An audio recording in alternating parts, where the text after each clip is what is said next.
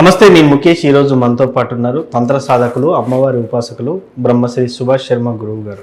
నమస్కారం గురువు గారు. శ్రీమాత్రే నమండి. సార్, ఒకవైపు మోడీ గారు, దేశ ప్రధాని గారు గోల్డ్ కొనొద్దని చెప్పినప్పటికీ కూడా బంగారం రేట్లు విపరీతంగా పెరుగుతున్నటువంటి పరిస్థితి, అదేవిధంగా సిల్వర్ కూడా విపరీతంగా పెరుగుతున్నటువంటి పరిస్థితి.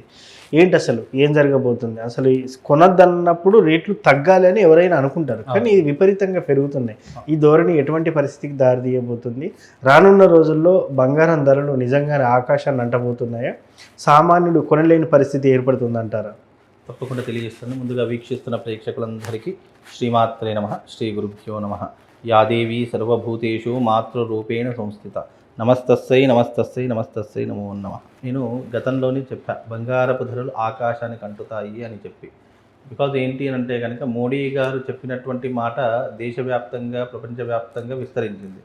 కానీ దేశ ఆర్థిక వ్యవస్థ కావచ్చు, దేశ పరిస్థితులు కావచ్చు, తారుమారయ్యేటటువంటి సిచ్యువేషన్స్, సమయ సందర్భాలు ఇప్పుడు అందరికీ కనిపిస్తున్నాయి. గతంలో యుద్ధ వాతావరణం వస్తుందండి, తర్వాత వస్తువుల ధరలు పెరిగిపోతాయంటే ఎవరూ నమ్మలేదు. ఈ రోజున చూస్తే కనుక వంట గ్యాస్ యొక్క బీభత్సం జరుగుతూ ఉంది. అలాగే పెట్రోల్, ఇంధనం సంబంధించినటువంటి బీభత్సాలు అంటే కొరత ఏర్పడేటటువంటి పరిస్థితులు ఏర్పడుతూ ఉన్నాయి.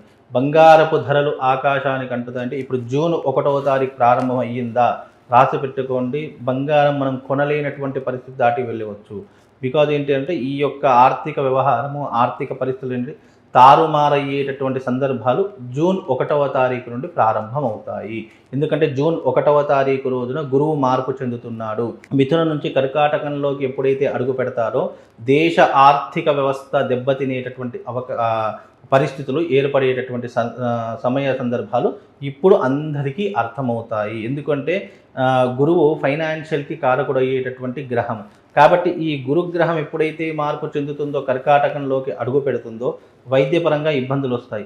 అలాగే ఇంధన పరంగా అంటే వంట గ్యాస్ కావచ్చు, పెట్రోల్ కావచ్చు, ఆయిల్, క్రూడ్ ఆయిల్ కావచ్చు, ఇలాంటి ఆయిల్కి సంబంధించినటువంటి ఇబ్బందులు, కొరతలు ఏర్పడుతూ ఉంటాయి.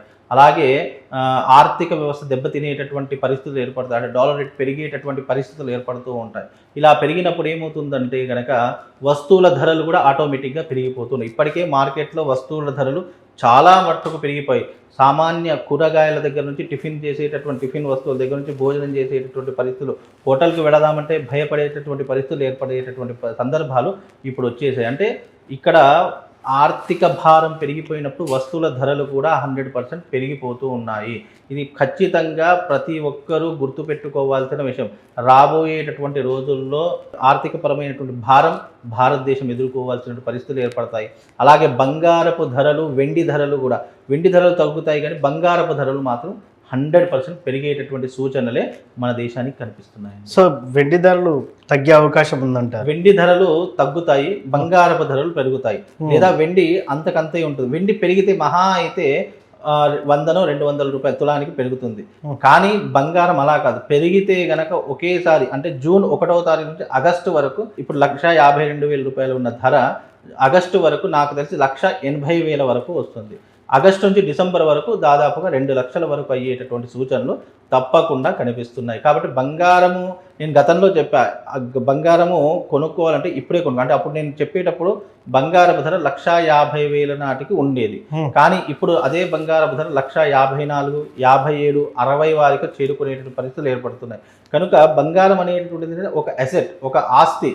అది ఎప్పటికైనా కూడా మనకు ఉపయోగపడేటటువంటిది. అంటే చాలా, అది ఎవరు కొనుక్కోవాలి అది కూడా చెప్తున్నాను. డబ్బు ఉన్నవాళ్ళు లేదా సేవింగ్స్ చేసుకుందాం అనుకున్న వాళ్ళు, డబ్బు పరంగా కాకుండా వస్తువు పరంగా మనం పెట్టుబడి పెట్టి, ఇప్పుడు నా దగ్గర 10,000 ఉన్నాయి, 10,000 లాకర్లో పెట్టాను అనుకోండి, ఆ 10,000 అలాగే ఉంటాయి తప్ప దానివల్ల ఎలాంటి ఉపయోగం.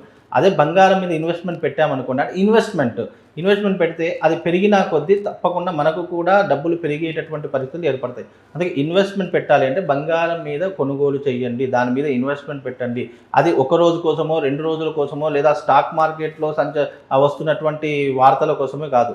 అది ఇప్పుడు మీరు కొనుక్కొని పెడితే మీకు సంవత్సరానికో లేకుంటే 6 నెలలకో అది తప్పకుండా మీరు పెట్టినటువంటి పెట్టుబడికి రూపాయో ఇంట్రెస్ట్ తీసుకొచ్చి పెట్టేటటువంటి వస్తువు బంగారం. కనుక అది ఎప్పటికైనా పెరిగేదే కనుక తగ్గేటటువంటిది కాదు అనేది ప్రతి ఒక్కరు అర్థం చేసుకోవాలి.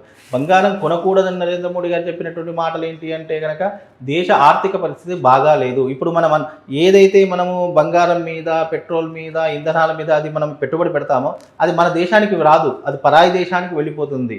కనుక పరాయి దేశానికి వెళ్ళేటటువంటి ఏవైతే డబ్బులో అది చాలా మట్టుకు జాగ్రత్తగా కాపాడుకునే ప్రయత్నం చేస్తే ఆర్థిక పరంగా మనం కాస్త వెసులుబాటులో ఉండేటటువంటి పరిస్థితులు ఉంటాయని చెప్పి నరేంద్ర మోడీ గారు చెప్పినటువంటి వాస్తవం. కానీ ఇప్పుడున్నటువంటి పరిస్థితుల్లో బంగారం మీద పెట్టినా దేని మీద పెట్టినా అది కానీ అది ఎప్పటికైనా మనకు ఒక ధనంగానే ఉంటుంది తప్ప దానివల్ల నష్టం అయితే రాదు అనేటటువంటిదే దీని వెనక ఉన్నటువంటి ఆంతర్యం అండి. ఎస్, ఇప్పుడు మీరు అన్నారు ఇంకా కొద్ది రోజుల్లో 2 లక్షలు దాటే అవకాశం ఉందని చెప్పి. మరి రానున్న రోజుల్లో అంటే 1 సంవత్సరం 2 సంవత్సరాల తర్వాత కొంత సోషల్ మీడియాలో ఒక వార్త చక్కర్లు కొడుతుంది, 6 లక్షలు అవుతుంది, 8 లక్షలు అవుతుంది తులానికి అని చెప్పి. అంత అయ్యేటటువంటి సూచన ఇంపాసిబుల్, అంత కాదండి. కాకపోతే ఏంటంటే నేను గతంలో చెప్పాను, ఇప్పుడు కూడా అదే మాట మీకు చెప్తున్నాను. 2 లక్షల వరకు అయితే, తులానికి 2 లక్షల వరకు అయితే చేరుకునేటటువంటి అవకాశం మాత్రమే ఉంటుంది తప్ప 5 లక్షలు 3 లక్షలు తులానికి అంత జరిగితే దేశ ఆర్థిక భారం అంతా కూడా నాశనం అయిపోతుంది, ఆర్థిక వ్యవస్థ అంతా దెబ్బతినిపోతుంది. బంగారం అంటేనే భయపడేటటువంటి పరిస్థితులు ఉంటాయి. ఉన్న బంగారాన్ని అమ్మేసేసుకొని వేరే ఇల్లు ప్లాట్లో అట్లా కొనుక్కుంటారు తప్ప అంత రెట్టింపు అయ్యేటటువంటి పరిస్థితులు లేవు. కాకపోతే ఇప్పుడు ఈ మాసంలో, ఇప్పుడు ఇది మనకు మే కదండి, మేలో మీరు బంగారం కొనుక్కోండి, జూన్ తర్వాత చూడండి మీరు కొన్నదానికి డబుల్ రేట్ ట్రిపుల్ రేట్ వస్తుంది. అట్లా ఉంటుంది. అంటే మామూలుగా అది ఇప్పుడు తులం కొన్నాము 1,50,000 పెట్టి, రేపటి 1,10,000 1,60,000 అయింది అనుకోండి, మనకి ఒక 7,000 రూపాయలు లాభం వస్తుంది. అంటే అట్లా మనం కొన్నదానికి ఎంత కొంటామో అంత లాభం అయితే తప్పకుండా కలుగుతుందండి. ఎస్, మొత్తానికి గోల్డ్ సిల్వర్ ప్రైజెస్ ఎలా ఉంటాయి అని చెప్పేసి చాలా చక్కగా చెప్పిన. సో ధన్యవాదాలు శ్రీమాన్.